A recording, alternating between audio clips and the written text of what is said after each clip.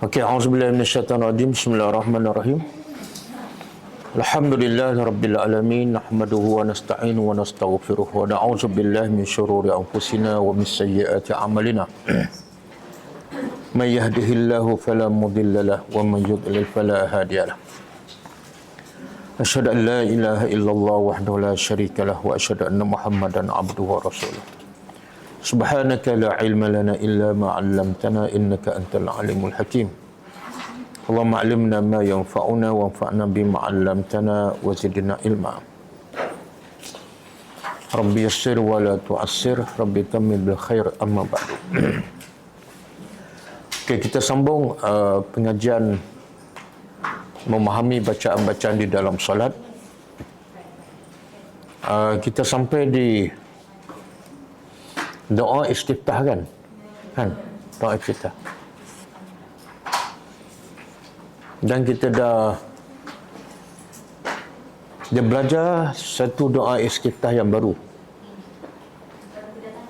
kan dah hafal ke belum? Kalau dah, alhamdulillah. Kalau belum, insya-Allah. Kalau insya-Allah tu belum lah. Dah hafal lah? Dah amal dah? Boleh kalau nak cek seorang-seorang? Tak boleh? Tak boleh ha? Boleh cek seorang-seorang? Oh, tak boleh? Oh, ramai-ramai okey lah. Tapi nanti bila masuk dalam kubur dia tanya seorang-seorang, bukan ramai-ramai. Okey. Satu kerugian yang besar orang yang tak belajar, kan? Dan dua kali ganda kerugian orang yang belajar tapi tak amal. Betul? Sebab dalam surah Fatihah Allah beritahu kategori manusia. Manusia ada 3 jenis je. Siapa boleh cerita 3 kategori manusia dalam surah Fatihah yang kita selalu baca dan kita akan belajar nanti? Manusia ada 3 je, tidak ada yang keempat. Apa cirinya? Apa cirinya? Tak dalam Fatihah je. Sebab itulah rahsia kenapa surah Fatihah dipilih untuk dibaca dalam solat dibanding dengan surah-surah yang lain. Sehingga tak sah kalau solat kalau baca surah Baqarah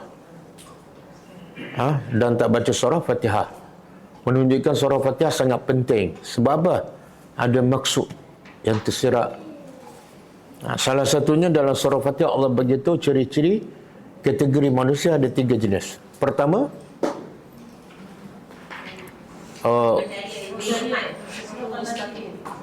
Siratal Mustaqim. Apa ciri-cirinya?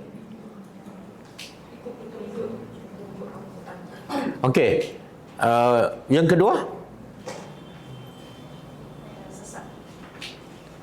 yang kedua al-maghdubi alaihim, iaitu orang yang golongan yang Allah murka.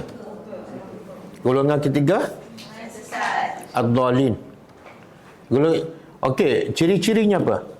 Apa ciri-cirinya? Kalau golongan ihdinas siratal mustaqim, jalan yang Allah bagi petunjuk pada mereka ialah orang yang berilmu dan beramal.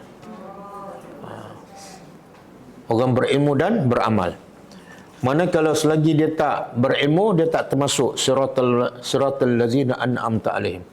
Dia mintalah 1000 kali, 10,000 kali, tapi kalau dia tak belajar tak akan dapat jalan tu. Golongan kedua al-maghdubi alaihim, golongan yang Allah murka. Siapa ni? Yang berilmu tapi tak beramal. Maghdub tu makna Allah murka. Sebab apa? Dah ada ilmu tapi tak nak beramal. Sebab tu antara jenis manusia yang paling banyak yang Allah kutuk, Allah cela dalam Quran ialah orang yang berilmu. Siapa? Ahli kitab.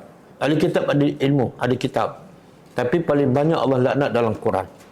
Sebab apa? Sebab mereka dah berilmu, dah tahu kebenaran tapi tak ikut, tak beramal. Golongan ketiga, Waladhdallin. Golongan yang sesat iaitu yang tak belajar langsung. Jadi ikut turutan yang paling tinggi yang terbaik ialah siratal ladzina an'amta alaihim. Golongan yang paling teruk al-maghdubi alaihim. Golongan yang kurang teruk juga tapi kurang sikit, ad-dhalin. Faham? Okey? Jadi kalau kita nak betul-betul nak ihdinas siratal mustaqim, satu kena belajar, yang kedua kena amal. Jadi harap doa yang kita belajar tu, Allahumma ba'id baini wa baina khataya kama ba'adta bainal masyriq wal maghrib. Sambung Zandra. Allahumma ba'id baini, sambung.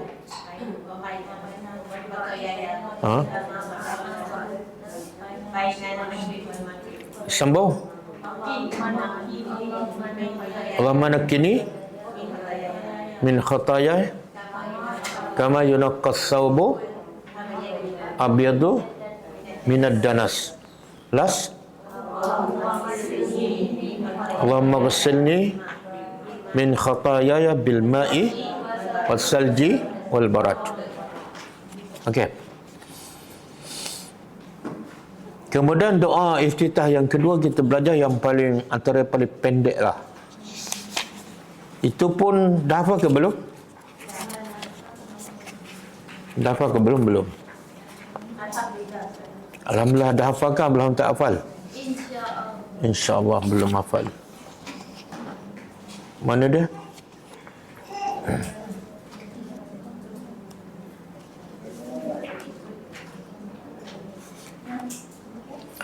Muka surat 9. Subhanakallahumma. Dah belajar kan? Subhanakallahumma wa bihamdika wa tabarakasmuka wa ta'ala jadduka wa la ilaha ghairuka.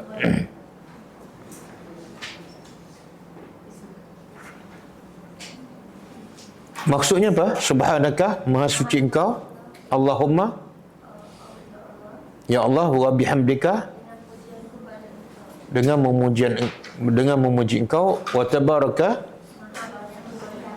maha banyak keberkatan, maha tinggi, ismuka, nama engkau. Ada ke? Ada buku? Oh, tak ada buku. Siapa yang tak ada buku? Oh. Ada 5 orang baru. Ya, buku dulu habis dah. Habis lama start lagi memang cukup-cukup. Ya ke? Oh. Nasib baik saya bawa. Alhamdulillah. Ingat kan dah start production. Dan tengah nak April yang baru.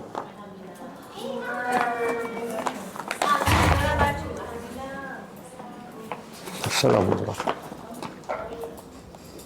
Jangan pula dah dapat buku tak datang. Lepas tu pelajar baru pula datang kan. Istiqamah.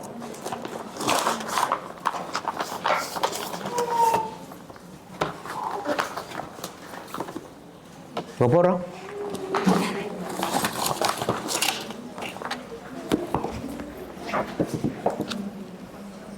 Bismillah.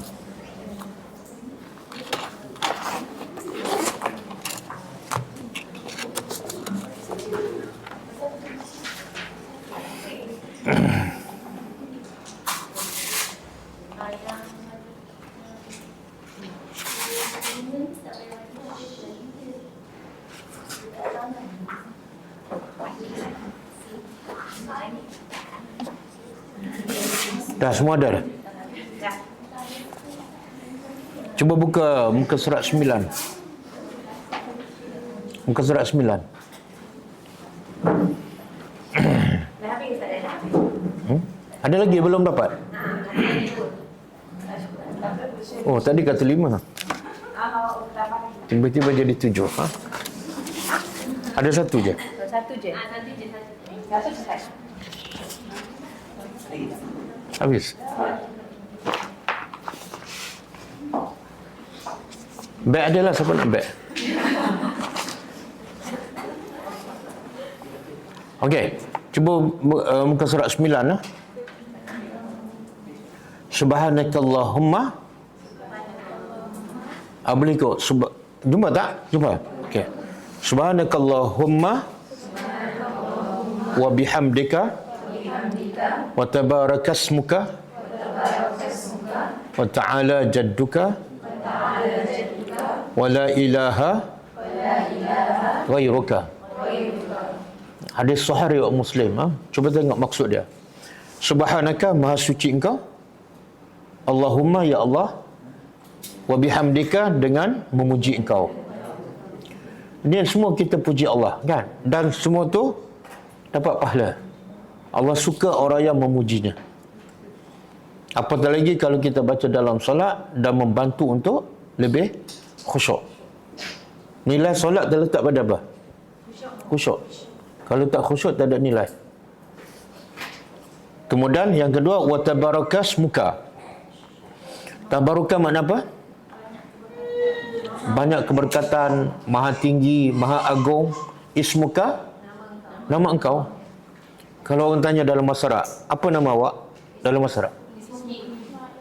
Masmuka. Masmuka. Itu ismuka. Jadi di sini tabaraka, maha agung, ismuka, nama engkau. Itu kita puji Allah. Wa ta'ala, maha tinggi. Jadduka, kebesaran engkau. Jaddu tu kebesaran engkau. Kebesaran ataupun keagungan engkau. Kemudian wala ilaha ghairuka, tidak ada Tuhan melainkan engkau. Berapa rangkaian tu? Subhanakallahumma wa bihamdika 1, wa tabarakasmuka 2, wa ta'ala jadduka 3, wa la ilaha ghairuka 4.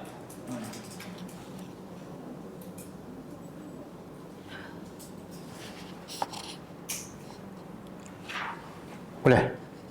Siapa yang dah hafal doa ni? Belum? Boleh? Nak hafal sekarang ke nak hafal setelah mati? Nak hafal sekarang?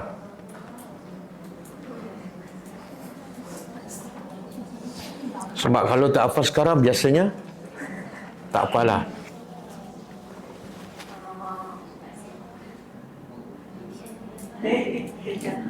Dia teknik menghafal, satu kena faham makna. Yang kedua, setelah faham, ulang. Ada orang 3 kali terus ingat. Ada orang 10 kali. Bergantung pada apa? Kemauan. Kemauan lagi. Yang kedua, hati bersih. Yang ketiga, bergantung pada berapa biji dia makan kismis setiap hari. Okey. Saya bagi masa 5 minit. Test IQ.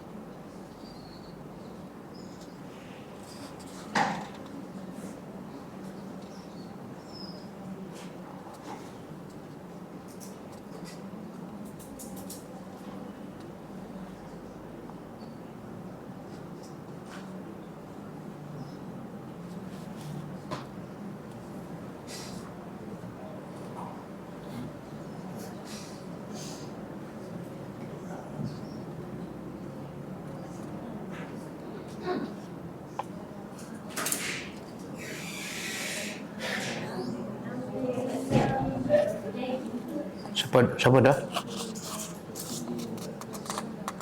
Dah.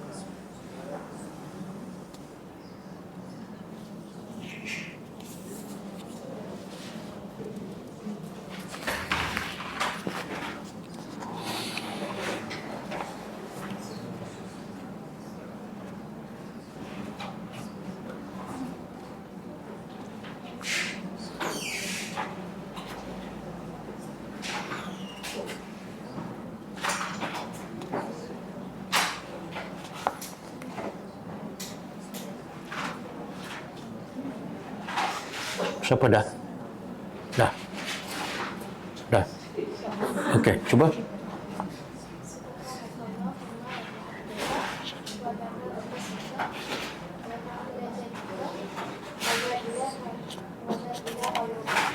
Sekali lagi.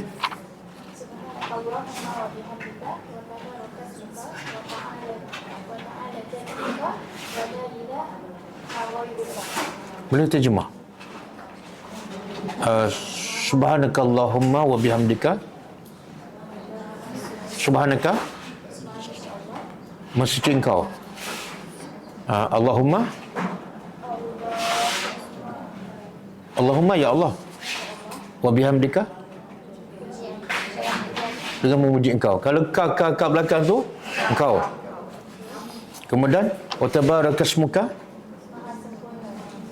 Maha sempurna, Maha tinggi, Maha agung. Ismuka, nama engkau. Wa ta'ala jadduka, jadduka, kebesaran ataupun keagungan engkau. Jadduka, keagungan engkau. Wala ilaha ghairuka, tak, wala ilaha, dan tidak ada Tuhan ghairuka selain daripada engkau. Daripada engkau. Okey, siapa lagi? Okey.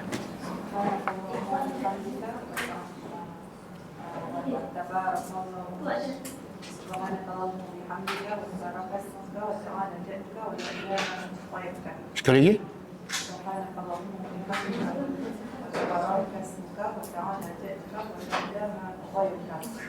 Sebelum ni dah hafal? Belum? Oh, dah.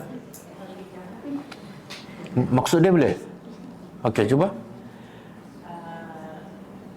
Ustaz sebutkan satu. Subhanaka, Engkau, ya Allah. Allahumma ya Allah wa bihamdika, Dengan memujimu. wa tabarakasmuka, Maha berkat engkau. Ismuka. Namamu. wa ta'ala jadduka, Maha tinggi kebesarannya. wa la ilaha ghairuka. Dan tiada Tuhan yang layak disembah melainkan engkau. Okey. Siapa lagi? Okey, Zandra. Saya buat ni tahu kenapa ni? Tak ada kelah belajar kena hafal masa tu juga. Ada kelah? Tak ada kan? Tak ada. Tahu tak kenapa saya buat macam ni? Tak tahu. Supaya kita paksa diri. Pertama, saya tak nak pelajar rugi. Berapa banyak pelajar belajar tapi tak amal. Hilang macam tu je. Yang kedua, saya tak nak saya rugi. Bila pelajar tak amal, saya tak dapat pahala, betul tak? Tapi kalau pelajar hafal dan amal, 100 orang amal, 100 pahala saya dapat. Bijak tak saya? Bijak kan? Walaupun bijak tapi ramai orang tak suka kan? Okey, Sandra.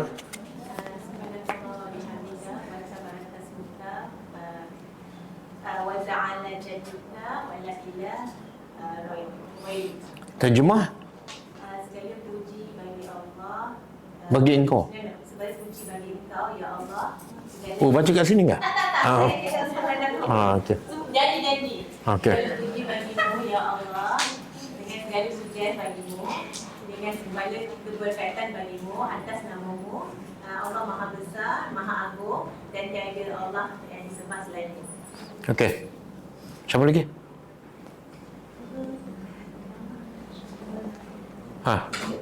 Safira. Sebab nama dia terus. Oh, terus lupa. Kat rumah nanti je Ustaz. Oh, kat rumah. Okey, bagi nombor telefon saya cek. Dah, kenapa kita bila belajar kita susah nak hafal dan susah nak amalkan? Kalau cuba kita tengok perbezaan antara kehidupan kita untuk dunia dengan akhirat. Kalau untuk dunia, kita akan sentiasa ada pembaharuan. Image kita, pakaian kita, rumah kita, kereta kita, betul tak? Sebab matlamat kita nak yang terbaik. Tapi mungkin terbaik di sisi kita, di sisi orang, tapi bukan di sisi Allah. Betul? Tapi bila akhirat, untuk agama macam ni kan, doa ke zikir ke, kita tak ada berfikir macam dunia. Nak sentiasa benda yang baru. Nak sentiasa yang Allah semakin suka kan. Tak ada. Sebab apa? Sebab dalam kepala kita banyak fikir pasal dunia. Kita tak fikir, kalau aku mati macam mana ni? Cukup tak amalan? Kan? Kalau kita sentiasa fikir, lepas aku mati ni, aku dah ada dalam kubur, Tuhan nak tanya apa, aku boleh jawab tak? Cukup tak amalan? Kalau sentiasa berfikir, kita akan sentiasa bagi masa untuk baiki amalan kita. Yang 3 pelajar UiTM kan, kena langgar kan, dia terfikir tak pergi UiTM nak mati? Umur masih 20 kan. Cuba bayang kita duduk tempat dia, sekarang dia dalam kubur. Apa yang dia nak jawab dengan umur 20 tahun? Ada amalan? Biasanya umur 20 tahun pelajar universiti, amalan tak ke mana kan. Cuba bayangkan kalau kita mati mengejut macam tu. Sebab tu akhirat ni kena sentiasa fikir, kena sentiasa ada penambahbaikan. Sebab untuk kehidupan yang jauh lebih lama dan kekal. Jangan untuk dunia sekejap, sentiasa ada penambahbaikan. Sentiasa elok kan. Orang kita tengok, jumpa, dah berubah. Tapi bab dunia lah. Bab akhirat jarang orang kata, dah rajin solat. Dah rajin baca Quran. Jarang orang cakap macam tu kan. Okey? Nak belajar sikit. Okey, Al. Dah hilang dah nebas. Subhanakallahumma wa bihamdika wa tabarakasmuka wa ta'ala jadduka wa la ilaha illa ghairuka. Tak ada ilah. Ghairuka. Dia sebenar dalam bahasa Arab, ghair tu ganti kepada ilah. Kalau sebut ghairu tak ada ilah, kalau sebut ilah tak ada ghairu. Tak boleh, jangan tukar. Jangan tukar. Dia macam ghairil maghdubi, ghairi kan. Tak boleh kita nak ghairi illa al-maghdub, tak boleh. Sebab ghairi dengan illa makna dia sama. Okey, maksud dia? Tengok situ lah, tengok yang Arab. Dia tengok Rumi. Yang atas tu, subhanaka, lepas tu terjemah.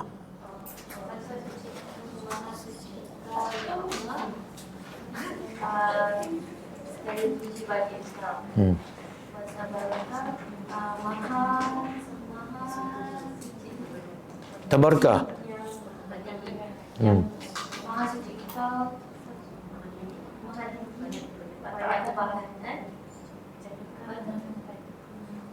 Ismuka, namamu, wa ta'ala jadduka, yang banyak Ta'ala boleh terjemah maha tinggi, jadduka, kebesaran engkau.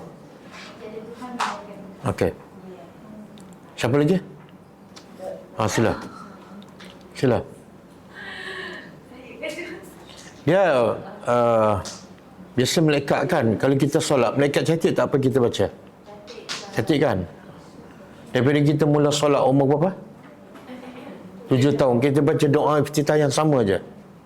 Dah 20 tahun kan? Jadi malaikat pun mungkin sebelum kita baca dia catat dah, memang doa sama ni.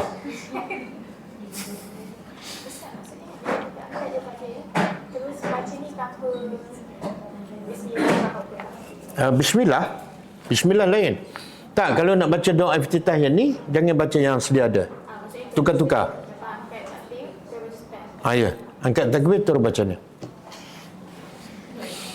Okey, cuba. Subhanaka Allahumma. Okey, baca habis dulu. Baca habis dulu. Jangan pula dalam solat. Terima.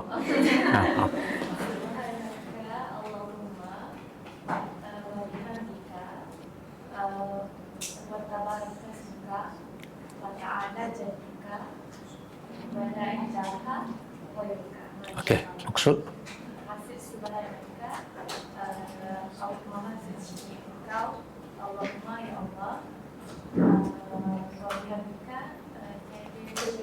segala puji bagimu Engkau ya Allah. Wajah barakah muka Maha suci keberkatan namamu, kuasa Anda yang tinggi dan juga kebesaran Engkau. Wala ilaha tiada Tuhan. jangan kacau. Jadi wala ilaha tiada Tuhan. Berdoa melainkan Engkau. Okey. Belakang. Okey. Subhanaka Allahumma wa bihamdik wa tabaraka mushtaka Tabarakasmuka. tabaraka mushtaka wa ta'ala jaduka wa la ilaha ghairuka. Maksud. Maha suci Engkau ya Allah, dengan pujian kepada Engkau atas banyak keberkatan dan banyak keberkatan dan atas nama Engkau Maha tinggi dan Maha agung Engkau. Kebesaran Engkau. Maha tinggi dan Maha tinggi kebesaran Engkau. Maha tinggi kebesaran Engkau. Tiada Tuhan melainkan Engkau. Okey, boleh Boleh. Yang lain semua dah hafal kan? Nanti saya tanya lepas kelas. WhatsApp je. Okey, kita sambung yang seterusnya, membaca ini pengajaran hadis yang doa iftitah tadi. Ini adalah salah satu doa istiftah. Kata Ibn Qayyim, sesungguhnya Umar telah memulakan dengan doa ini dalam solat serta membacanya dengan nyaring untuk mengajar makmum di belakang. Tengok, Umar ni kita tahu kan, orang yang asalnya musyrik, asalnya kafir, dan hatinya sangat keras sampai tahap dia nak bunuh Nabi. Tapi bila dia beriman, semua sunnah Nabi dia buat, semua doa kita dah hafal. Sebab apa? Sebab dia tahu itu adalah bekalan dia untuk ke akhirat yang kekal abadi. Kenapa dia tak nak buat kan? Kenapa berpada dengan yang wajib? Yang wajib belum tentu diterima. Betul kan? Jadi yang sunat ni akan menampung. Okey, yang kedua, harus membaca mana-mana doa istiftah yang datang daripada Nabi SAW. Baginda tidak membaca satu doa sahaja, tetapi baginda sentiasa menukar-nukar doa tersebut. Sebaliknya, kita tidak harus mengumpul semua doa istiftah dalam satu salat. Jangan baca 2-3 doa istiftah yang berbeza dalam satu salat. Okey, kita pergi seterusnya. Lepas doa istiftah apa dia? Membaca isti'azah. Isti'azah dulu. Isti'azah ni ialah memohon perlindung kepada Allah. Isti'azah ialah memohon berlindung kepada Allah. Bila ni? Lepas baca doa iftitah dan sebelum baca Fatihah. Okey, kita baca hadis. An Abi Sa'id Al-Khudri radhiyallahu anhu wa fihi wa kana yaqulu ba'da takbir a'udzu billahi as-sami'il 'alim minasy syaithanir rajim min hamzihi wa nafthihi wa nafsihi. Ini doa iftitah yang sedikit berbeza dengan kita baca. Yang kita baca biasa apa? Isti'azah yang biasa kita baca. Itu yang sangat-sangat biasa dan sahih. Tapi isti'azah pun ada 2-3 bentuk yang Nabi baca berbeza-beza, bukan satu je. Salah satu ni dalam hadis ni. Maksud hadis daripada Abi Sa'id Al-Khudri radhiyallahu anhu adalah Rasulullah sallallahu alaihi wasallam berkata selepas takbir. Lepas angkat takbir Nabi baca doa iftitah lah. Lepas tu Nabi baca a'udzubillahis samiil alim. Ada tambahan as-samiil alim minasyaitonir rajim. Kemudian tambahan di hujung dia min hamzihi wa nafthihi wa nafsihi. Tiga patah ha? Hamzihi wa nafthihi wa nafsihi. Kita tengok maksudnya. Aku berlindung dengan Allah yang maha mendengar lagi maha mengetahui daripada syaitan. Ar-rajim tu syaitan yang direjam, yang dilaknat. Min hamzi apa mana? Syaitan ni gila tak? Apa kegilaan syaitan? Makna syaitan kalau sesatkan manusia gila-gila, dia akan buat habis-habisan. Jadi kita minta berlindung daripada perangai gila syaitan yang dia akan sesatkan manusia habis-habisan. Nanti kita akan sebut ayat Quran bagaimana syaitan habis-habisan merosakkan manusia. Yang kedua, nafkhihi, sihirnya. Yang kena sihir itu biasa daripada syaitan. Dan Nabi kita SAW pun pernah kena sihir. Dan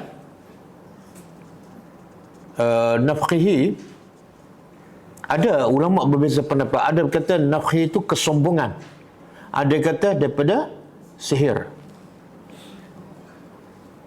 Tapi kalau ikut sini nafkhihi dia terjemah apa? Sihir kan? Tak, sihir kan? Nafkhi sihir. Kemudian nafsihi, sombong. Sombong apa ni? Syaitan sombong tak? Macam mana syaitan sombong? Bila Allah suruh dia sujud je, walaupun satu sujud je. Jadi kita nak mengelak, berlindung dengan Allah daripada kesombongan syaitan. Apa dia? Iaitu syaitan akan jadikan kita juga sombong macam dia.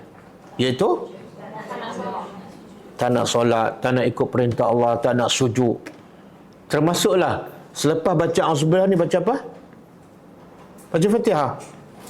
Jadi kesombongan syaitan apa dia? Tak nak faham Al-Quran, tak nak ikut Al-Quran. Jadi syaitan nak kita ni sama sombong, iaitu tak nak baca Al-Quran, tak nak sombong, tak nak faham Al-Quran dan tak nak beramal.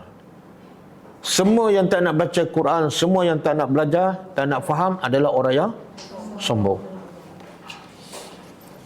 Serta bisikannya. Okey. Pengajar hadis pendapat jumhur ulama, jumhur ni majoriti. Jumhur majoriti ulama al-isti'azah.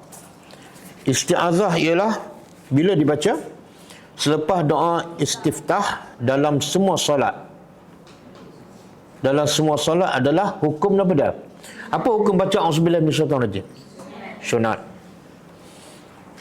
Kalau lepas doa iftitah terus kita baca bismillah dan Fatihah, solat sah tak? Sah. Tapi tak dapat pahala sunat. Untuk baca setiap kali baca Fatihah ke sekali? Tak, sekali je. Dalam solat dia sebenarnya ni sumbernya, dalilnya bukan surah An-Nahl. Cuba buka surah An-Nahl. So ayat 98.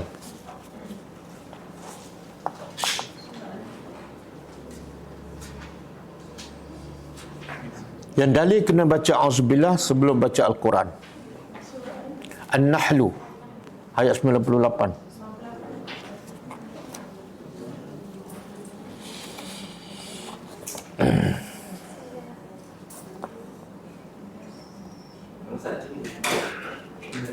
Boleh tulis?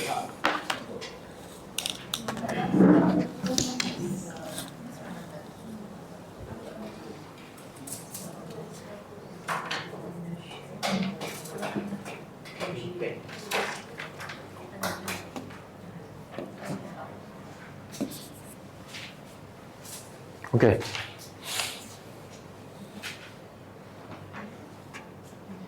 Sini tak nampak. Nampak? Kita terjemah. Faiza. Fa maka. Iza. Apabila. Qara'ta. Qara'ta ni engkau baca. Tapi maksud ayat ialah apabila engkau hendak baca. Bukan apabila baca. Apabila engkau hendak baca Al-Quran. Fasta'iz. Maka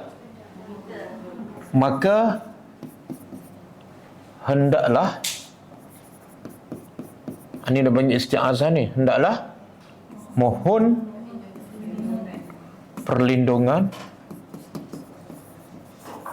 dengan siapa? Dengan Allah. Mohon berlindung dengan Allah daripada apa? Daripada syaitan yang rajim, yang direjam. Okey. Jadi kalau ikut ayat ni ada dua pendapat ulama. Bila nak baca Quran, nak baca Quran ada dua pendapat. Berdasarkan kalau belajar bahasa Arab ni, satu kata wajib baca auzubillah. Yang kedua sunat. Pendapat pertama, bila nak baca Quran wajib baca auzubillah minasyaitanir rajim. Kalau tak baca berdosa. Tapi majoriti ulama hukumnya sunat. Soalan tadi, adakah setiap kali nak baca Fatihah setiap rakaat kena baca auzubillah? Tak. Sunat hanya baca di rakaat yang pertama saja. Kenapa? Sebab semua bacaan dalam solat, baca Quran dalam solat dikira satu bacaan. Jadi satu bacaan Quran sekali baca. Auzubillah. Okey? Tapi katalah setiap rakaat dia nak baca sebelum Fatihah, sebelum bismillah dia baca auzubillah. Setiap rakaat tak salah. Cuma kalau ikut majoriti cukup baca rakaat pertama saja. Okey.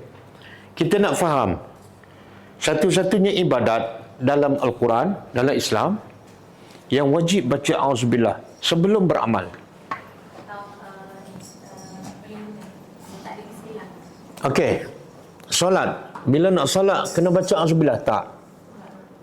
Bila nak puasa kena baca auzubillah? Tak. Bila nak bangun malam kena baca auzubillah? Tak. Bila nak bayar zakat kena baca auzubillah? Tak. Bila nak umrah? Tak. Satu je ibadat yang kalau nak buat kena baca auzubillah. Apa ibadat tu? Baca Quran je. Cuba fikir kenapa tiba-tiba nak baca Quran kena minta berlindung daripada syaitan. Kenapa?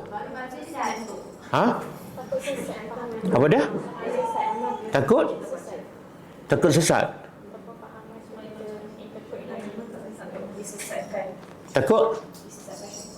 Takut disesatkan. Syaitan memang tak suka baca Quran. Sebab nak syaitan paling tak nak faham Quran. Kenapa? Kenapa? Dia tak nak kita dapat faham. Itu petunjuk. Sebab semuanya bermula dengan Quran. Jadi itulah orang kata ibunya. Daripada Quran tu buat ibadat lah, kita istiqamah lah, suci lah. Kita tak nak. Sebenarnya syaitan ni bila Allah suruh dia sujud dia tak nak kan. Lepas dia tak nak sujud dan Allah laknat dia, dia bersumpah depan Allah. Surah apa?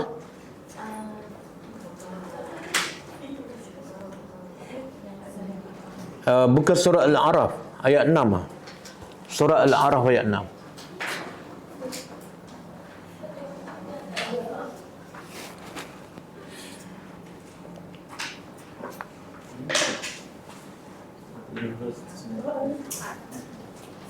No.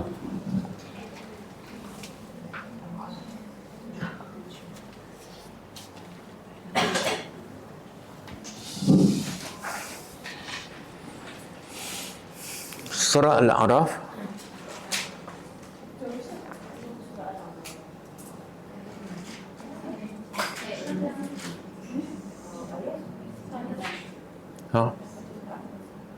Bukan ayat 6. Oh, macam tak ada. Oh, faham jugalah. Oh. Okey. Bagus. Mana ada ayat yang kita baca terjemah boleh faham lah. Ayat 16.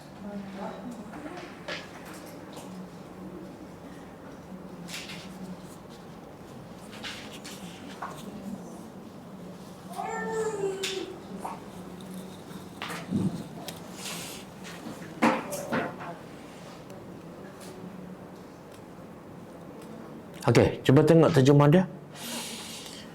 Apabila syaitan diperintah sujud kepada Adam, dia enggan. Bila dia enggan, Allah laknat dia, Allah keluarkan dia daripada syurga. Kemudian bila dikeluarkan daripada syurga, Allah kata apa? Ayat 14 tu, cuba tengok terjemahan. Apa syaitan minta? Tengok dia dendam dan dengki kepada siapa? Adam. Sebab dia rasa dia yang patut disujudkan, bukan Adam. Jadi bila dia tak sujud, Allah laknat dia. Dia minta tempoh kepada Allah. Wahai Tuhan, tangguhkan aku sampai bila? Hari? Bukan. Tengok betul-betul. Beza tak hari kiamat dengan hari dibangkitkan? Beza apa beza? Kiamat dulu, lepas tu berapa jarak? Ada dalil? Bagi dalil. Bagi dalil. Okey. Tengok jahat syaitan ni, dia sepatut dia boleh hasut manusia apabila sampai kiamat. Tapi dia minta panjang umur sampai bila? Sampai lepas kiamat dan masa hari kebangkitan. Hanya untuk apa ni? Cuba tengok. Allah makbul tak doa dia? Allah kata apa ayat 15? Okey, bila dia minta tempoh dipanjangkan umur, Allah makbulkan. Sebab itulah iblis ni Allah panjang umur. Satu-satunya dia iblis ni ketua kepada syaitan ataupun jin yang jahat. Dia ketua, big boss. Jadi kalau syaitan yang lain hidup mati macam itulah. Tapi iblis sekor ni dia tak mati-mati sampai hari dibangkitkan. Umur dia tak tahulah berapa puluh ribu tahun, tak tahu. Hanya semata-mata nak apa? Sesatkan manusia. Dan Allah makbulkan. Kenapa Allah makbulkan? Kenapa Allah makbulkan? Bagus tak? Syaitan nak minta panjang umur, nak sesatkan kita. Patut Allah makbulkan. Bagus tak untuk kita? Kalau tak bagus, makna Allah makbul tu tak baguslah. Maksudnya Allah tu nak test kita lah. Jadi bagus ke tak? Bagus. Baguslah. Kalau Allah bagi mesti baguslah. Tarik balik lah. Apa saja Allah takdir mesti bagus. Tapi kita nak fikir macam mana bagus? Dia nak menyesatkan kita supaya kita semua masuk neraka. Tiba-tiba Allah benarkan. Di mana bagusnya? Apa dia? Tapi kalau tak ada syaitan kan bagus. Lagi bagus, senang, mudah nak pilih tanpa gangguan. Apa dia? Oh, tak adil. Apa dia? Dia sebenarnya kalau tak ada syaitan, tak ada iblis, ni apa jadi dengan kita? Kita tak ada cabaran. Bila tak ada cabaran, kita akan syok sendiri. Dah baiki amalan, okey, syaitan pun tak ada, kan? Betul tak? Jadi bila ada syaitan, ada cabaran, kita akan sentiasa melawan. Dan setiap kali kita melawan, kita dapat pahala melawan. Pahala mujahadah. Dan setiap kali kita menang, darjah kita semakin tinggi tak? Sebab ada iblis. Tengok rahmat Allah, makbulkan doa iblis, sebab Allah nak kita menjadi semakin baik. Cuba bayangkan dalam sekolah, dalam kelas kita semua bodoh, apa jadi? Apa jadi? Yang kita boleh jadi cemerlang sebab apa? Sebab ada persaingan. rahmat Allah. Satu. Yang kedua, Allah makbul doa iblis walaupun dia jahat dan tujuan pun jahat. Pengajarannya apa? Bukan semua doa yang dimakbulkan adalah baik. Bukan semua doa yang dimakbulkan adalah baik untuk kita. Dan bukan semua doa yang tidak dimakbulkan adalah tak baik untuk kita. Maksudnya juga orang yang jahat pun Ya, ya. Tapi apa lagi? Tanya aja. Tak baik doa kesihatan orang pun. Macam mana? Tak baik doa kesihatan orang. Ha. Tak baik doa kejahatan untuk orang, memang betul? Betul? Tak macam ni. Dia kadang-kadang macam iblis kan, dia minta doa, Allah makbulkan. Sebenarnya baik untuk dia. Tak, untuk dia tak baik. Jadi kalau Allah makbulkan, semakin merosakkan dia, yalah. Faham? Tapi kalau kita, contohlah kita minta doa Allah janji, ud'uni astajib lakum. Berdoa kepada aku akan makbulkan. Itu janji Allah. Pasti Allah makbulkan. Cuma cara Allah makbulkan berbeza. Kadang-kadang cepat, kadang-kadang lambat, kadang-kadang di akhirat. Kadang-kadang Allah makbulkan berbeza dengan yang kita minta. Kita minta sihat, Allah bagi sakit memanjang. Cara Allah makbulkan. Kenapa? Kalau kamu sihat ni, kamu tak ingat Allah, lagi teruk, lagi bahaya untuk kamu. Allah makbulkan, Allah tak bagi sembuh. Boleh faham?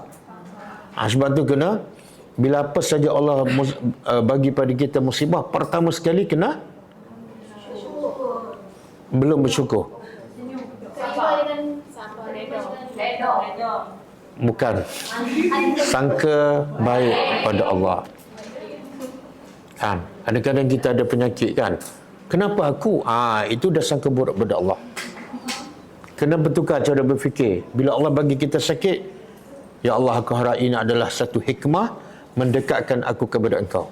Bila kita berfikir positif, hati kita akan jadi tenang. Okey. Jadi iblis berdoa terus Allah makbulkan, tapi tak baik untuk dia. Dan baik tak untuk kita? Baik. Baik. Nabi Yaqub AS, dia lama tak berdoa supaya Allah pulangkan anaknya Nabi Yusuf yang disayangi. Lama tak? Allah tak makbul. Adakah Allah tak sayang pada Nabi Yaqub dan Allah sayang pada iblis? Tak. Apa hikmahnya? Allah nak tingkatkan derajah kesabaran Nabi Yaqub. Allah nak sentiasa mendengar rintihan, rayuan, doa kekasihnya. Kalau Allah makbulkan, besok mungkin Nabi Yaqub tak berdoa dan Allah tak dengar lagi suara dia. Faham tak? Bila Allah tak makbulkan, kita akan sentiasa minta, sentiasa bergantung pada Allah. Betul tak? Jadi kena sentiasa berfikir positif dalam bab doa. Okey, lepas tu syaitan kata apa? Ayat 16. Fabima aghwaytani, maka tengok jahatnya syaitan, iblis ni. Maka dengan sebab engkau telah menyesatkan aku, tengok bahasa la'aqudanna, dia terjemah apa tu? Kalau kita belajar apa dia? Aq'udah tu duduk. Qa'ada duduk. Satu iblis bersumpah, lam tu pasti, kemudian nun bersabdukan, sesungguhnya aku akan duduk. Apa makna duduk? Kalau kawan saya duduk bersama saya, makna dia sentiasa. Jadi syaitan bersumpah, aku akan sentiasa duduk bersama hamba engkau. Dia cakap dengan Tuhan ni. Untuk apa ni? Sambung. La aqudanna lahum, aku akan sentiasa bersama mereka, sirataka, jalan engkau yang lurus. Apa maksud? Jalan engkau yang lurus tu apa maksud? Daripada beriman takwa. Apa dia? Daripada beriman kepada Makna yang kita nak minta ihdinas siratal mustaqim, jalan yang lurus. Jadi syaitan nak duduk kat mana ni? Bila kita nak cari jalan yang lurus, syaitan akan ada kat situ dan tak akan berpisah 24 jam. Okey, soalan dia, macam mana kita akan dapat jalan yang lurus? Quran. Sebab tu Allah kata bila nak baca Quran, minta berlindung daripada syaitan ni. Permulaan syaitan nak halang kita daripada dapat jalan yang lurus, iaitu jangan baca Quran. Sebab syaitan sangat-sangat pakar. Manusia akan mula dapat hidayah bila mula baca Al-Quran, mula baca dan faham. Kalau baca saja dia tak kisah, baca dan faham. Nampak? Sebab itulah satu-satu amalan yang Allah suruh baca auzubillah, satu je, iaitu sebab permulaan hidayah. Syaitan tahu kalau mula baca dan mula faham. Tengok contoh Umar Ibn Khattab, jahat tak? Jahat. Sangat-sangat jahat, hati sangat keras. Tapi macam mana dia boleh berubah jadi manusia terbaik? Manusia yang paling taat pada Allah, paling mengikuti sunnah Nabi. Dengan apa? Baca Quran. Sehingga bila dia ikut Al-Quran, Nabi beritahu kan, Umar ni, bila syaitan ambil jalan ni, bila Umar ambil jalan ni, syaitan ambil, punyalah takut syaitan pada Umar. Sebab apa? Quran. Umar ikut Al-Quran. Boleh faham? Baca ayat 17. Tengok syaitan bagi tahu depan Tuhan cara dia nak menyesatkan manusia. Summa la'atiyannahum min baini aydihim wa min khalfihim wa an aymanihim wa an syama'ilihim wa la tajidu aktsarahum syakirin. Apa maksud?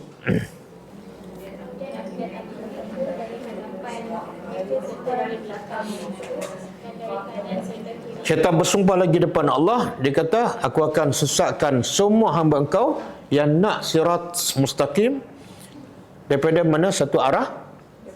Yang kedua, yang ketiga, yang keempat. Sebenarnya apa maksud? Depan, belakang, kanan, kiri. Semua.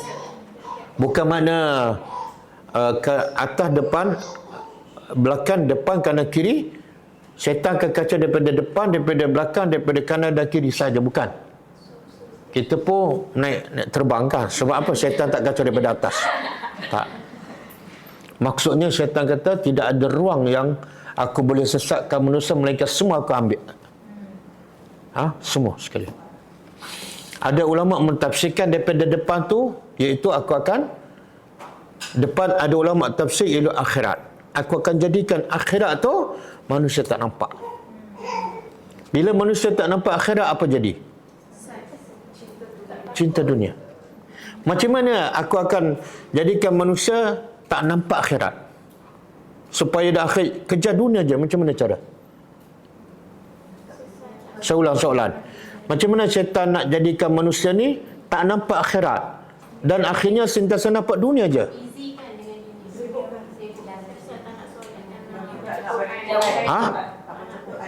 Kenapa? Semua cerita akhirat dalam Al-Quran.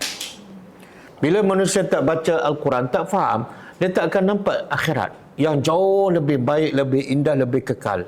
Bila tak nampak akhirat, sebab tak faham Quran, dia akan dunia lah. Boleh faham?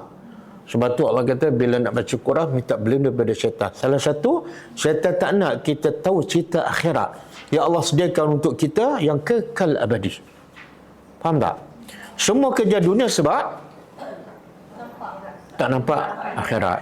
Dan semua sahabat Nabi bila faham Al-Quran, Nabi ajar Quran setiap hari, bagi mereka dunia tak ada nilai. Mereka kerja akhirat. Kenapa? Sebab akhirat khairun wa abqa, kekal abadi.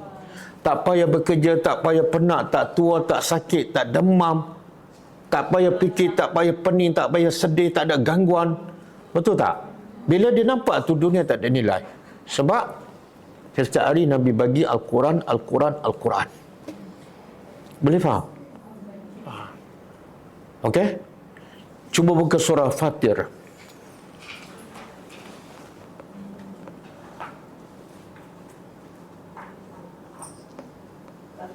Apa yang syaitan nak daripada kita? Ayat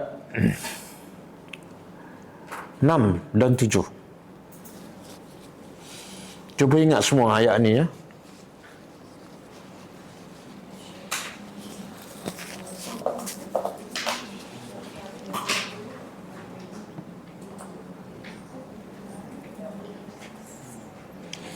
Sorry, ayat 5 dan 6. 5 dan 6.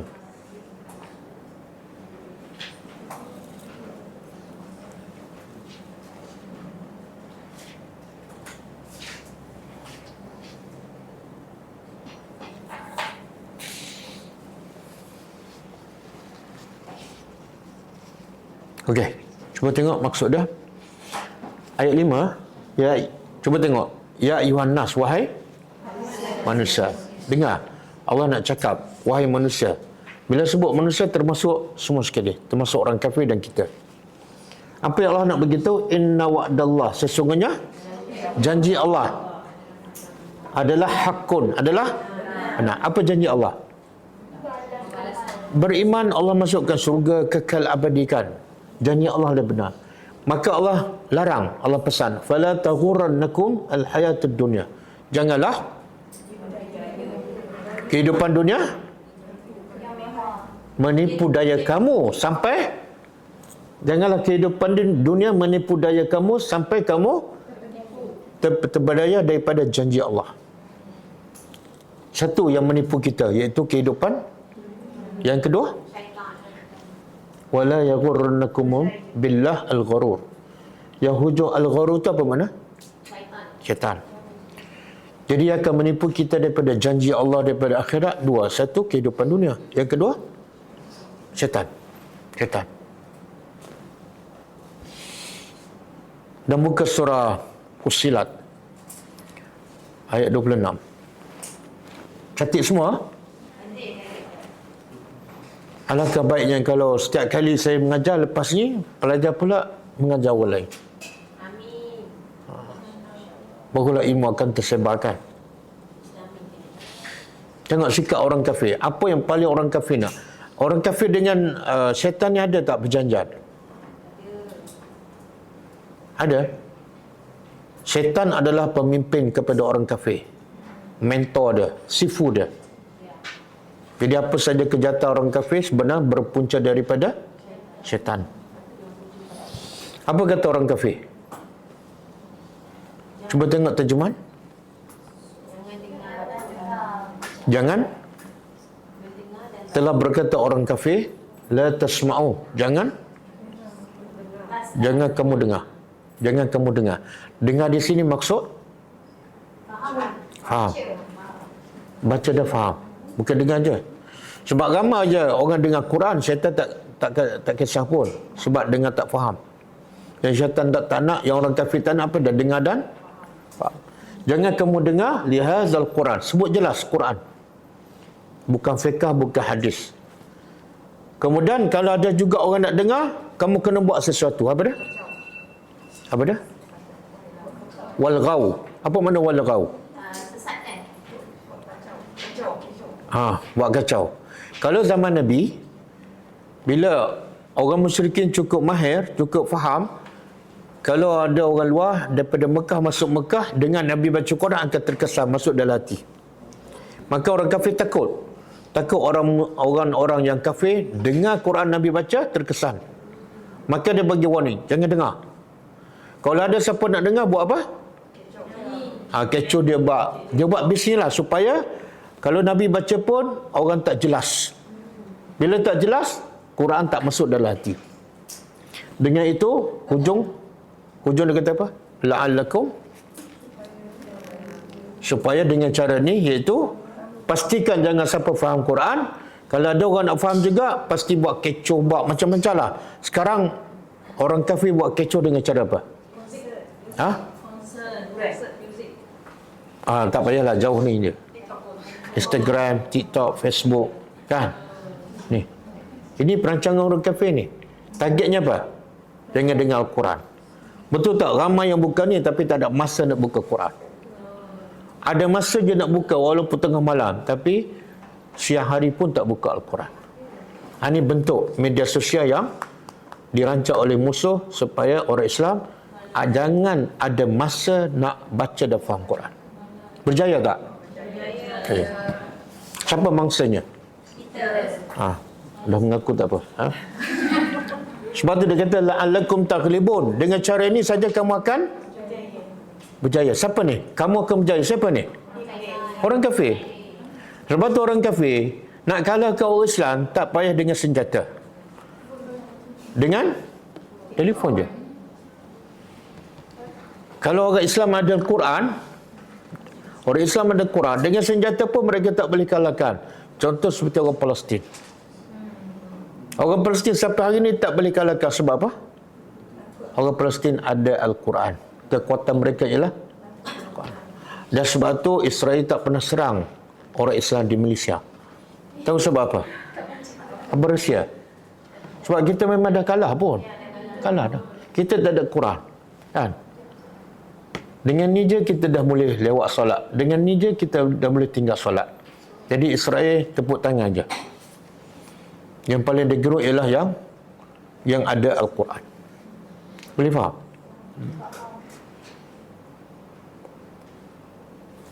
Ini surah apa ni? Fussilat. Jadi matlamat syaitan nak apa? Sesatkan kita dan kemuncaknya ialah dia nak sesatkan kita, dia tak nak kita faham Quran. Kemuncaknya apa? Masuk neraka. Cuba buka surah Fatir tadi ayat 7. Surah Fatir ayat 6.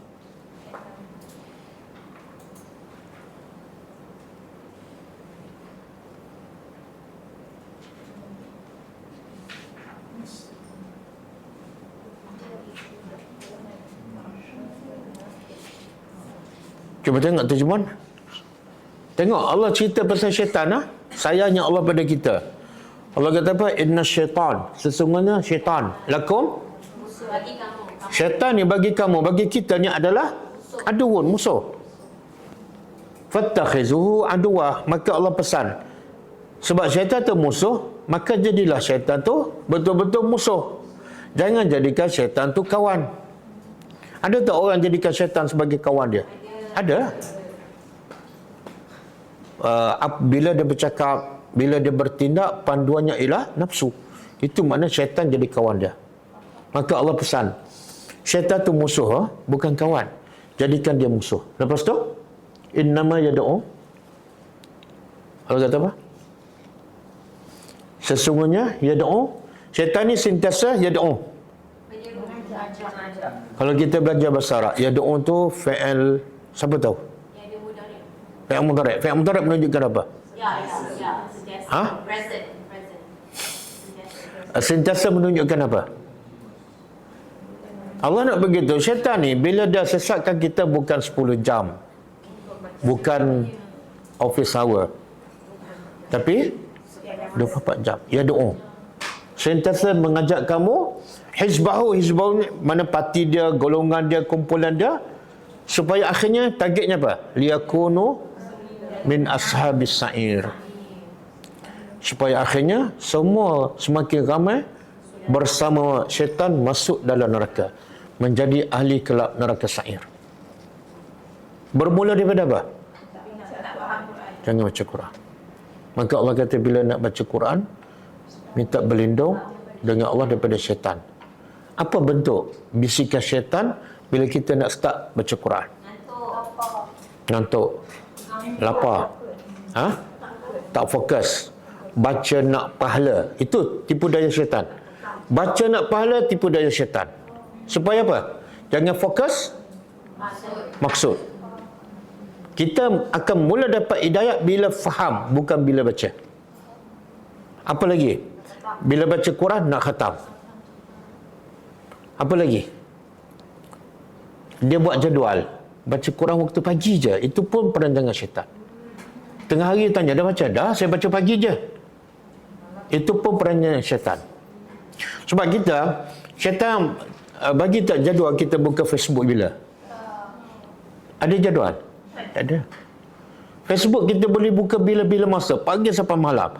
Tapi bila Quran kita buat jadual, itu perancangan syaitan. Kan? Ataupun baca Quran hanya bulan puasa. Batu syaitan tepuk tangan. Kamu dah baca bulan Ramadan kan? Dah khatam, cukup lah tu. Kalian tak baca langsung, simpan Ramadan tahun depan. Syaitan tepuk tangan je. Boleh faham tak? Apa lagi perancangan syaitan? Kadang-kadang baca Quran waktu penat, waktu fresh, segar, dia tak baca Quran, dah pergi kerja cari dunia. Bila dia mula nak baca Quran? Masa dah penat bekerja, penat kejar dunia, mata dah mengantuk, badan dah penat, baru baca Quran. Lepas tu baca 5 minit, tidur. Mengantuk tidur. Lepas tu tiba-tiba mesej masuk, segar balik. Betul tak? Okey, apa lagi perancangan syaitan? Senaraikan. Baca nak menunjuk-nunjukkan. Ada orang suami balik je buka Quran. Sebelum tu Facebook. Buat apa tu? Tengok ni bang. Padahal baru je seminit buka kan. Lepas tu bila suami balik, masuk bilik, tu buka yang lain pula kan. Banyak. Apa lagi perancangan syaitan? Baca Quran, ayat tertentu, surah tertentu, perancangan syaitan. Baca ayat kursi, baca surah Yasin, baca surah Al-Mulk. Baca surah apa lagi? 3 kul. Dia kata baca 3 kul sama dengan 1 Quran. Daripada balik sampai ketua 3 kul je. Banyak tak hidayat-hidayat dalam ayat lain? Apa lagi? Kita bongkar segala perancangan syaitan. Tapi lepas ni kena berubahlah. Kalau bongkar tapi buat benda yang sama. Baca Quran bila ada kematian. Bila ada kematian dia mula baca Quran. Itu pun tak faham. Dia baca Quran bila ada kematian kan? Untuk siapa? Si mati dah mati dah. Quran ni untuk orang mati ke untuk orang hidup? Yang mati pun tak faham. Yang membaca untuk si mati pun 2 kali 5. Boleh faham? Sebab itu sebelum baca Fatihah dalam solat kena baca A'udzubillahi minasyaitonirrajim min hamzihi wa nafthihi wa nafsihi. 3 patah aja. 3 patah aja.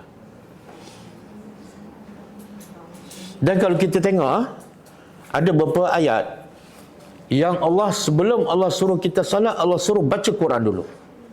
Ada 2 ayat. Sebelum salat kena baca Quran. Cuba buka surah Fatir juga ayat 26 ke?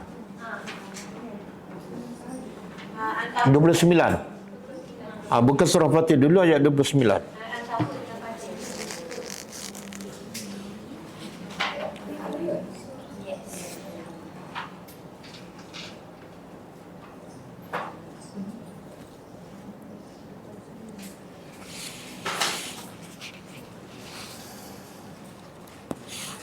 Okey, cuba tengok maksud dia. Sesungguhnya orang-orang yang yatluna. Fi'il mudhari' sentiasa membaca apa? Kitab Allah. Kemudian tengok dirikan solat yang kedua. Yang pertama yang sebenarnya yang rukun Islam yang mana? Solat ke baca Quran? Solat. Solat ni rukun Islam. Kalau tak solat, agama roboh kan? Tiba-tiba Allah kata sebelum solat baca Quran. Apa kaitannya? Ilmu apa ni? Belajar Quran dengan solat. Apa dia? Tahu tujuan solat daripada lagi? Saya nak tanya, kenapa kita bila solat tak rasa cegah kemungkaran, faham solat? Saya nak tanya, kenapa bila kita solat tak rasa lazat, tak rasa seronok, tak rasa khusyuk, tak rasa manis? Tak faham Pertama sekali kita tak kenal siapa Tuhan yang kita sembah. Kenapa kita tak kenal Tuhan yang kita sembah? Sebab semua cerita pasal Allah dalam Al-Quran. Nama-nama Allah, perintah Allah, yang Allah suka, yang Allah benci, semua dalam Quran. Kita langgar je, lepas tu salat. Mana nak rasa lazat dan manis? Maka Allah kata baca Quran dulu, faham dulu, kenal Tuhan dulu. Faham cerita akhirat. Kenapa kamu kena solat? Apa kamu dapat bila solat di akhirat besok? Lepas tu baru solat. Maka insya-Allah solat akan jadi lazat, akan seronok, akan khusyuk, akan rasa kemanisan. Boleh faham? Tapi sistem pendidikan kita mana ada ustaz cakap kena baca Quran, kena faham dulu baru solat. Tak ada kan? Tak ada. Yang penting solat dulu. Batu solat jadi satu bebanan. Tak seronok. Pelik kan? Kita makan rezeki Allah seronok, rasa manis, rasa lazat. Bila nak menghadap pemberi rezeki tu rasa pahit, rasa tawar. Pelik tak? Macam suami kita bagi emas kan. Seronok je dengan emas. Tapi bila duduk depan suami tu rasa tawar, geram kan? Kan dah terkeluar kan? Faham tak? Padahal suami, emas yang kita seronok tu siapa yang bagi? Tapi bila pakai emas seronok je. Tapi bila dekat suami, Allah, bel lagi. Macam itulah kita makan rezeki Allah seronok berjam-jam. Bila habis makan rezeki Allah, nak menghadap pemberi rezeki, rasa berat, rasa malas. Pelik tak? Teruk ke kita? Sangat teruk. Kalau cuba bayangkan Allah tengok kita makan rezeki dia kan, seronok, habis masa, penat, letih, bayar mahal. Tapi lepas tu dia datang menghadap, kita datang menghadap dia tengok, malas pula, berat pula, tak fokus kan makan rezeki aku tadi. Cuba bayangkan, cuba bayangkan. Kita buat analogi kan, anak kita bila kita bagi handphone kan, seronok dengan handphone, sampai lupa pada kita rasa apa? Sedih kan? Mak yang bagi ni. Tapi kamu boleh duduk dengan telefon 1 jam, duduk dalam bilik, mak panggil 3 kali tak dengar, mak yang bagi ni. Begitulah kita dengan Allah. Jangan marah pada anak kita, marah pada diri kita. Begitulah aku buat pada Allah. Aku makan nikmat Allah seronok, lazat, lama. Tapi bila depan Allah, bila duduk depan Quran, 5 minit je mengantuk. Nak kata apa tu? Nak kata apa? Kita ada masalah besar dengan Allah pencipta. Okey.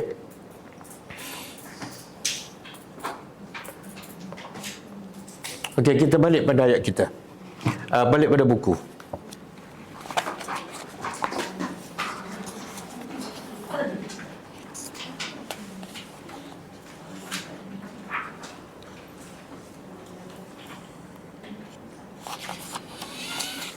Okey, jadi yang lepas doa iftitah kita hanya baca biasa satu je. A'udzubillah minasyaitanirrajim. Sekarang ada bacaan baru, tambah apa dah? Tak, sebelum tu a'udzubillahis samiil alim. 2 patah je. A'udzubillahis samiil alim. Kemudian di hujung tambah min hamzihi wa nafthihi wa nafsihi. Semula terjemahan dia. Hamzi apa dah? Kegilaan syaitan kan? Syaitan gila-gila bully kita kan, kejar dunia penat. Tapi bila kita salat, lemah, letih, mengantuk kan? Itu kegilaan syaitan. Kemudian nafkhihi, sihir. Sebenar makna yang lebih tepat, nafkhi, sombong. Daripada kesombongan syaitan. Apa dah kesombongan syaitan? Tak nak sujud. Dan dia nak kita jadi sombong macam dia. Apa dia? Tak nak baca Quran, tak nak faham. Itu sombong. Sebab bermula manusia dapat hidayah bermula daripada faham Al-Quran. Kemudian nafsihi, tiupannya.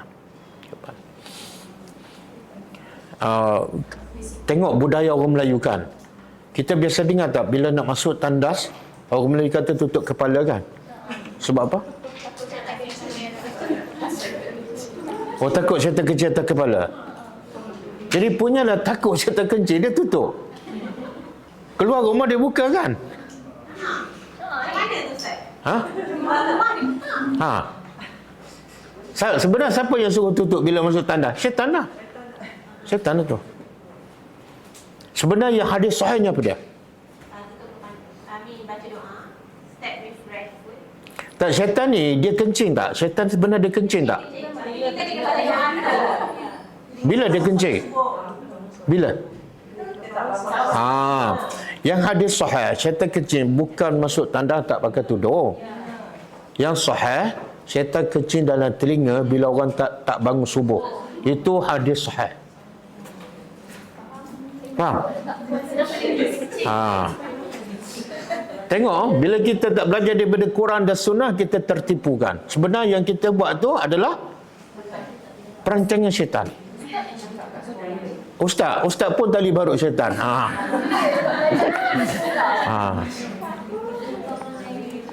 Bahaya ustaz bila bercakap tanpa dalil.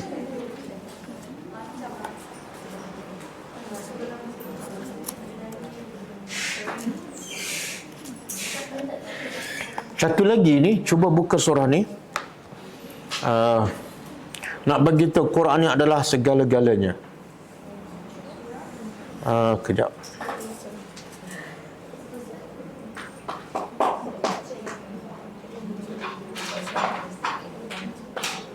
Surah Asy-Syura ayat 52 dan 53. 52 dan 53.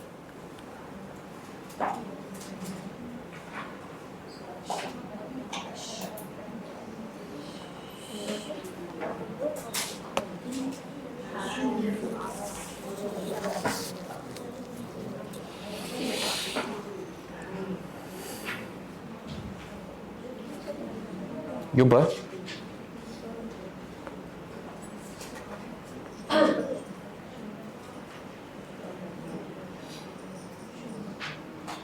Ini cerita asyik dah buka Quran ni, syaitan lagi marah ni. Syaitan lagi marah sebab kita bukan lagi terfaham. Okey. Tengok, wa kazza a'udzubillahi minasyaitanir rajim. Wa kadzalika, dan demikian itulah auhayna, kami telah wahyukan kepada engkau. Engkau ni siapa? Nabi Muhammad sallallahu alaihi wasallam. Kami wahyukan apa? Roh. Allah tak sebut Quran, Allah sebut roh. Apa maksud? Roh ni maksud Al-Quran lah. Tapi kenapa Allah namakan roh, bukan Al-Quran? Ada sesuatu Allah nak bagi tahu. Al-Quran adalah roh kepada hati. Kalau badan manusia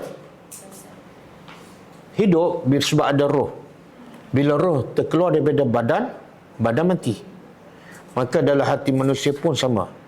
Hati akan mati kalau tanpa Al-Quran. Jadi Quran tu adalah seumpama roh kepada hati. Allah sebut ni.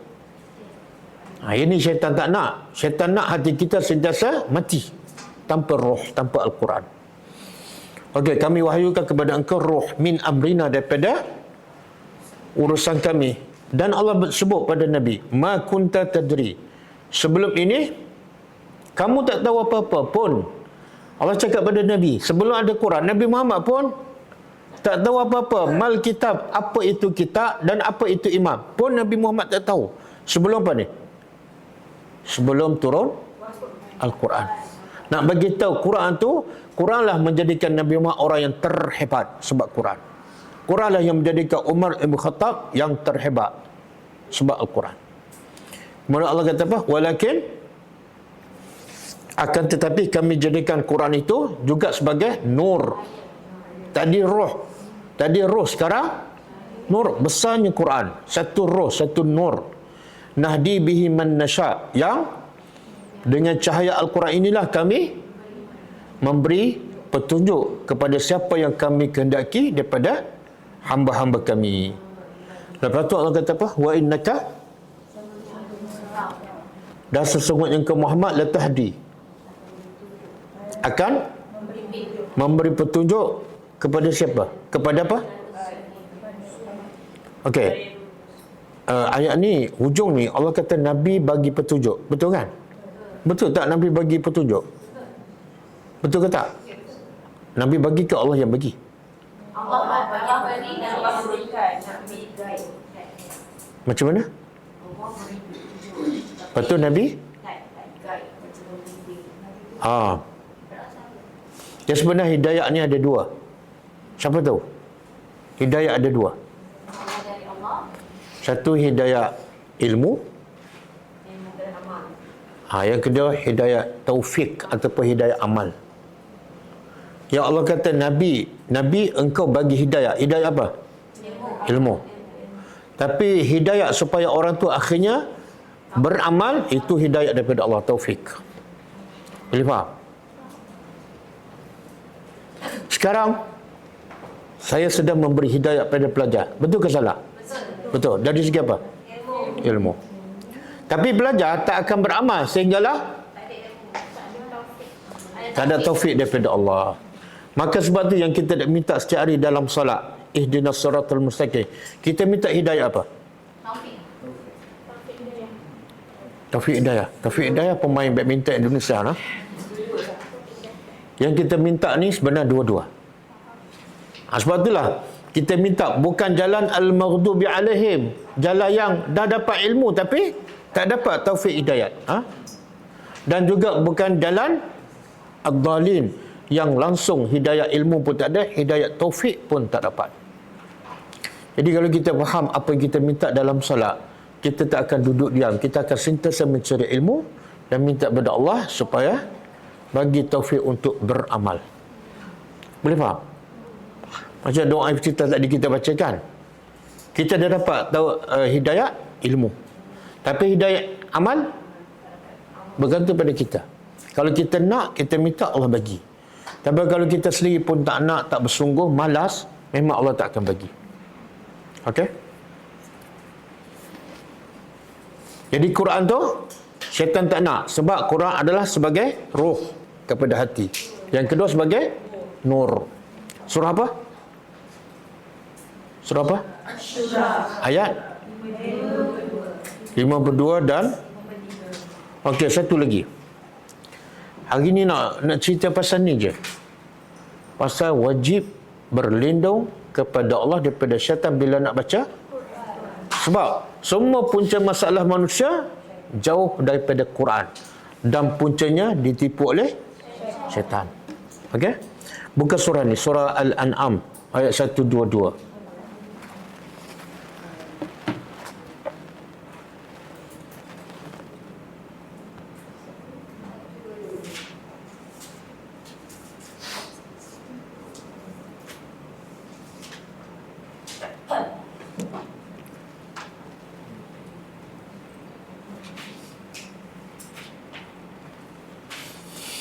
Okey, masing-masing baca terjemahan.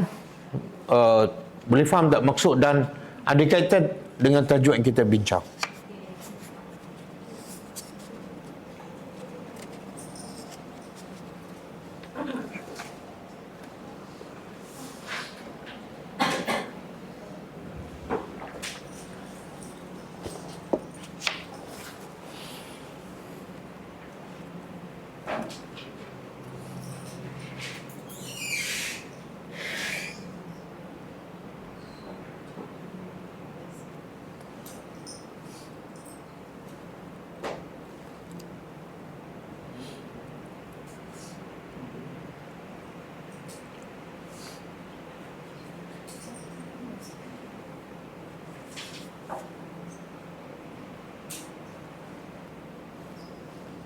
Okey, siapa boleh cerita? 1 minit. Satu pengajaran daripada ayat ni, yang kedua kaitan dengan tajuk kita. Al-Quran itu sebagai hidayah dan cahaya untuk kita. So Allah samakan cahaya itu seperti dalam kegelapan lah. Tak ada satu benda, ada satu perkataan Allah sebut tu. Terasa indah untuk orang-orang kafir. Tak, di awal ayat ada satu perkataan Allah sebut. Mati. Mana Allah nak beritahu apa ni? Manusia ni asalnya mati. Mati apa? Hati. Bila manusia terhidup hatinya? Bila dapat Al-Quran. Lepas tu ulama kata berapa ramai yang fizikalnya hidup tapi hatinya mati. Mana orang kata mayat berjalan. Mulut tak berzikir, Quran tak baca. Sebenarnya mereka itu adalah mati hatinya.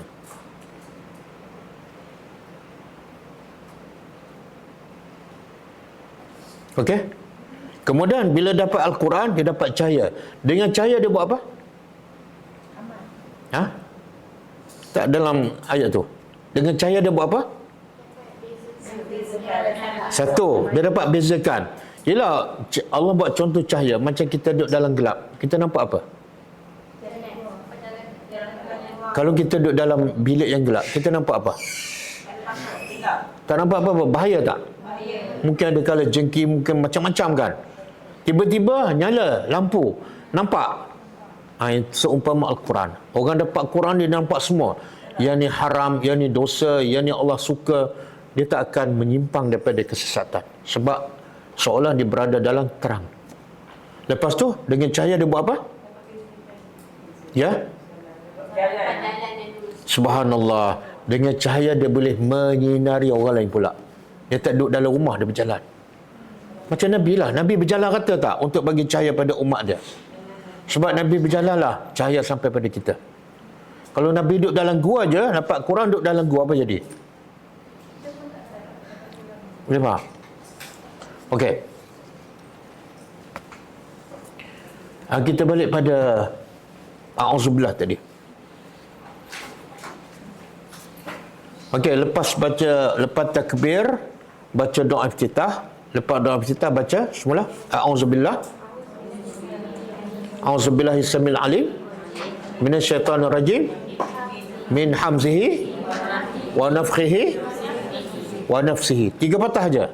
Hamzihi, nafthihi, nafsihi. Baca je ni. Paling-paling kurang kita ingat, aku dah 3 hari tak baca Quran, memang kena tipu kat syaitan. Itulah hamzihi, kegilaan syaitan supaya manusia jangan dapat hidayat. Okey. Dan kita ambil satu lagi, ini pun sama je.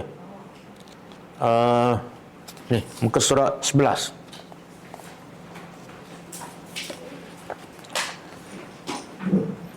Ada riwayat lain yang lafaznya berbeza, iaitu A'udzubillahi is-sami'il alim minasyaitanir rajim. Yang tu juga tapi tidak ada hujung. Jadi sekarang lafaz A'udzubillah ada 3 semua. Pertama yang biasa kita baca A'udzubillahi minasyaitanir rajim. Yang kedua A'udzubillahi is-sami'il alim minasyaitanir rajim. Yang ketiga A'udzubillahi is-sami'il alim minasyaitanir rajim min habzihi wa nafthihi wa nafsihi. Dan soalan, kenapa Allah suruh minta berlindung dengan Allah? Sebab Allah bilang dia boleh lindung-lindung, Ustaz. Dia kalau dengan orang, mungkin kita boleh pukul dia, betul tak? Mungkin kita boleh elakkan. Tapi dengan syaitan kita boleh, kekuatan kita berlawan syaitan. Sekarang tak boleh. Sebab kita tak nampak. Kemudian syaitan pula 24 jam. Kita pula rehat, tidur kan, relax. Jadi minta berlindung dengan pencipta syaitan, iaitu Allah. InsyaAllah Allah akan bantu. Dan selepas ni kita akan, kalau kita dah selamat daripada syaitan, apa tanda? Kita selamat daripada tipu daya syaitan, apa tanda dia? Tak. Kita akan lebih banyak masa dengan Al-Quran. Itu tanda kita selamat daripada tipu daya syaitan. Selagi mana kita bangsa tak ada dengan Quran, kita masih tertipu. Sebab itu target utama syaitan. Okey? Lepas ni bagi masa. Kalau mengantuk sikit, lawan. Baca sambil berdiri. Baca Facebook sambil baring pun tak tidur. Baca Quran sambil berdiri pun tertidur. Ada tak baca Quran, solat tarawih sambil berdiri tertidur? Ada. Sebab tu ada yang solat tepi tiang. Sebab nak tidur.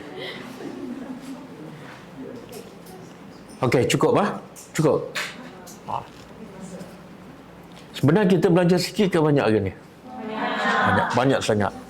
Saya nak ulang Pertama, bila nak baca Quran kena baca auzubillahi minasyaitanirrajim. Surah apa? Dalilnya. Surah An-Nahl ayat 98. Okey. Kroni syaitan iaitu orang kafir pun sangat tak suka orang Islam baca Quran dah faham. Surah apa? Bukan.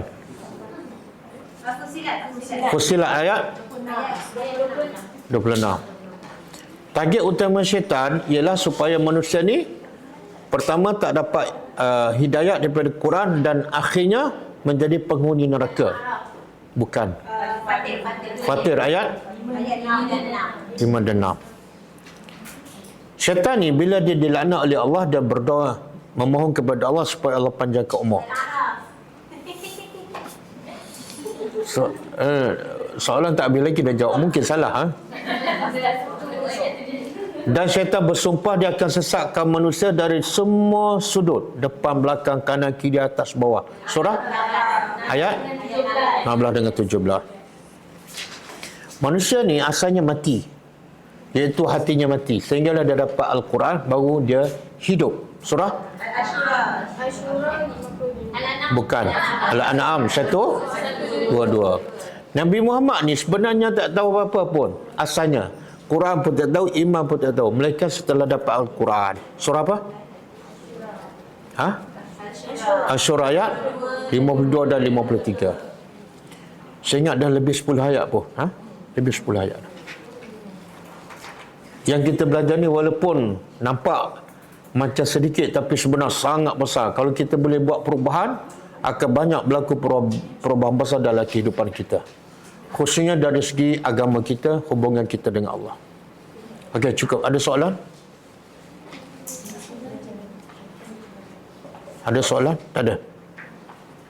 Ustaz, kalau tengok Muslim tu, dia macam dia pasangkan bacaan kita dengan salah satu bacaan isti'adah tu.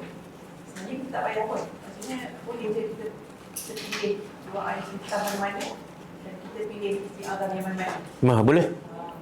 Dia tak ada. Nabi tak pernah tetapkan doa istiftah macam ni, auzubillah macam ni, tak ada. Yang penting apa?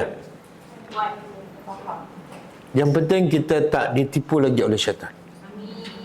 Setiap kali nak baca Quran, jangan. Sebelum baca Quran, dia baca auzubillah satu rumah dengar. Lepas tu 2 minit tidur. Mana dia tak tahu apa maksud auzubillah. Auzubillah ialah maksudnya jangan biarkan syaitan hasut kita sampai kita tak baca Quran ataupun baca sampai tak faham. Jangan. Lepas ni kena ada perubahan. Okey. Cukup. Ada soalan lain? Tak ada. Tak ada. Kalau tak ada, kita tutup dengan membaca tasbih kafarah. Subhanakallahumma wa bihamdika asyhadu an la ilaha illa anta astaghfiruka wa atubu ilaik. Assalamualaikum warahmatullahi wabarakatuh. كتاب الله ترق جنانه وتنام